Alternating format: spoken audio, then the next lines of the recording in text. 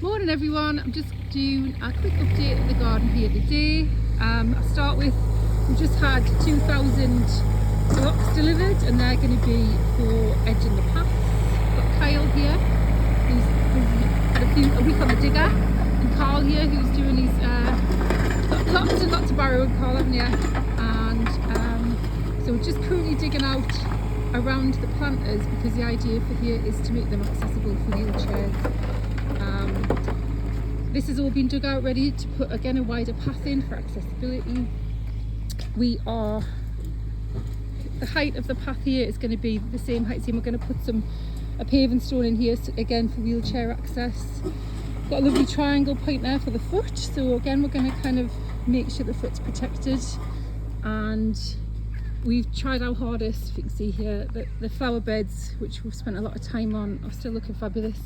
And I think if you look at the sensory garden, it's looking particularly spectacular, which we're really proud of.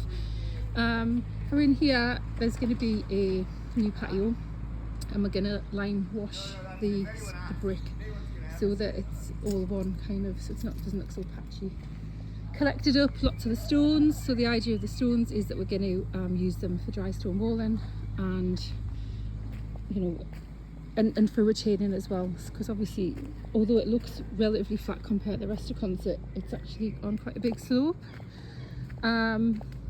What we've done here is we've dug a patch out here, and this is going to stone wall it and turn it into a herb garden, so that's going to be a lovely feature. Just walking around the path here, so there's going to be a ramp into the door to access the compost and toilet. We're adding a sink on here. It's not actually going to be connected up, but it's just kind of a way of having a facility really.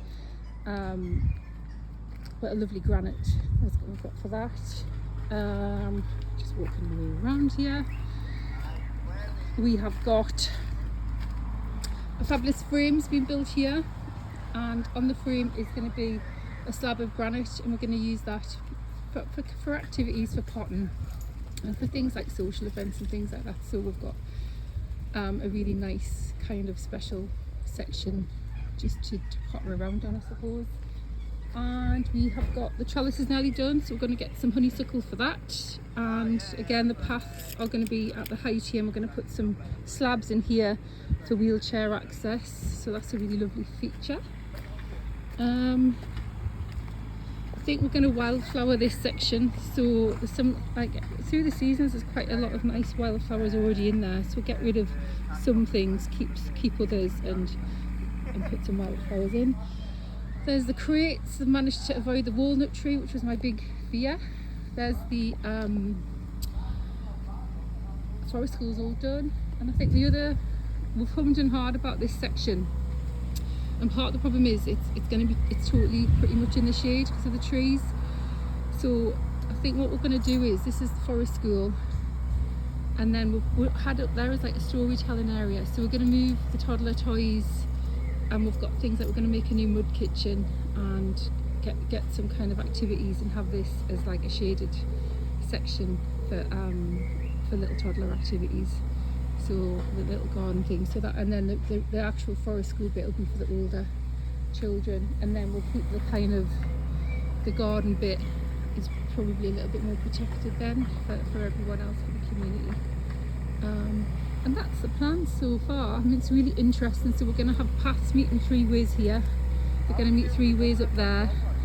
I've been assured by Kyla it's going to look like a stately home when we're finished, so I'm sure it will be fabulous. So if anyone's got any suggestions about what they'd like in the areas, honestly, just please get in touch, and we look forward to hearing from you. Thank you very much. Bye.